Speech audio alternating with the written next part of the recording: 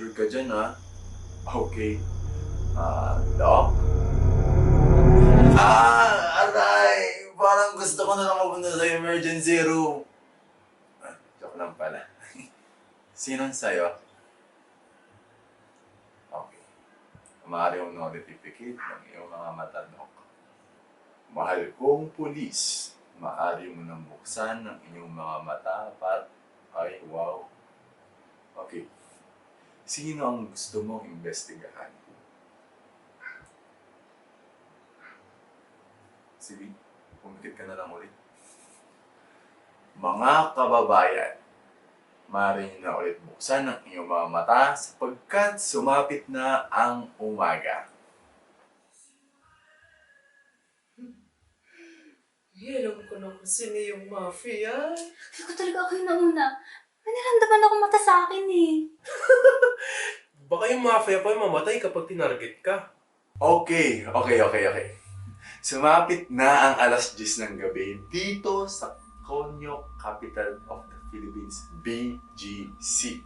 Siyempre, naghihiyawan yung mga tao sa saya, may alak na nagbibigay buhay, tsaka mga shorty na sumasayaw sa gitna. Gusto mo yan? Gusto mo yan? Gusto niyo yan?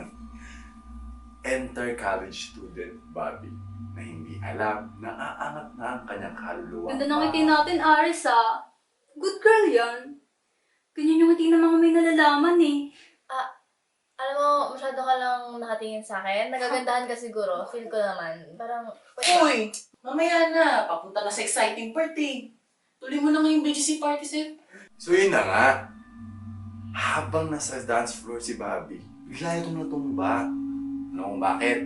Alam mo, kasi nilaso yung inumin niya. Dahil hindi naagapan, tuluyang natumba, namatay, at nilaso ng ating kaibigan na si Bobby sa kantang Die Young by Keshi. Ngayon, may boy best friend pala si Bobby na nagngangalang Alex.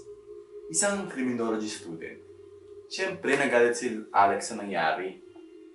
Lahat sa party pinaghinalaan na sospek, tahidor, mamamatay tao, kitera. Pero, coping mechanism lang kumbaga. Napag-alaman sa investigasyon ng pulisya na 2 baso pa lang ng nakalalasong inumin ang meron sa bar. Diyos ko. Kaso kasi, kahit 2 lang, si Bobby yung tumungga ng 2. Kasi habang nangyayari yun, si Alex nasa gitna ng bar sumasayaw kasama ng mga kaibigan niya. Sa ngayon, ang tinitignan ng anggulo ng mga pulis ay ang intensyon ng selos kay boy best friend. Ewan, sadyang malupit ang tadhana kasi hindi pa sabay kinuha si boy best friend at si Bobby. O ang ating first blood na si... Lily! Philippines ka tol, no? Akla, ikaw na to. Alam mo... No, wait. I'm so sure of it. Ikaw yung nanglason kay Bobby, ano? Hindi, it's not me. Alam mo, kanina ka pa eh. Masyado kang nagpo-push sa akin. Alam mo, feeling ko ikaw yung killer. Kasi ganyan pa ako sinasabihan eh. Di ba? No. No, it's not really me. I'm sorry. Sorry, Riley, but you're really not best actress material. Don't push it on me. Gusto ko lang naman magsaya. Tapos, sa langit naman ako magpa-party.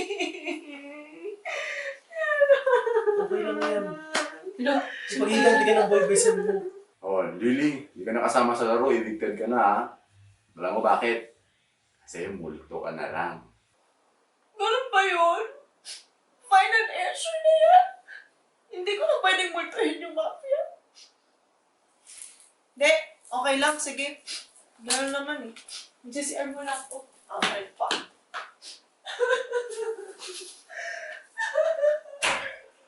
Magandang araw, Maynila! Bumangon na at maghanda ka ng mapagod para sa isa na namang araw dahil alas 5 na ng umaga. Sige. Ako na mauna. I'm not the mafia, okay? Si Aris kasi talaga yun. Bakit ako? Ako na naman. Papansin mo. Siya kasi humingiti kanina, guys. Bawal Habang na bang nag-post tayo. Bawal na Ano? umiti. Alam mo kung may humihili sa atin, si Gerald yun. Kasi kanina pa talaga siyang tutuwa sa kwento ni Mayor. Fake news yan. Tama si Rai. Si Aris talaga. Hindi nga pumayag ng baba ng pasens ko nung tinanong siya ni Mami.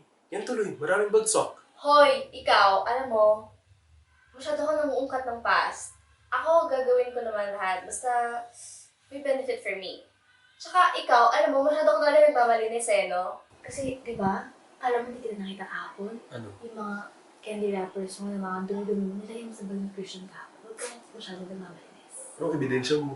Nakita kita. Weh, Oh, ibig sabihin, porket may kapalit, ready ka namang gagdag ng iba.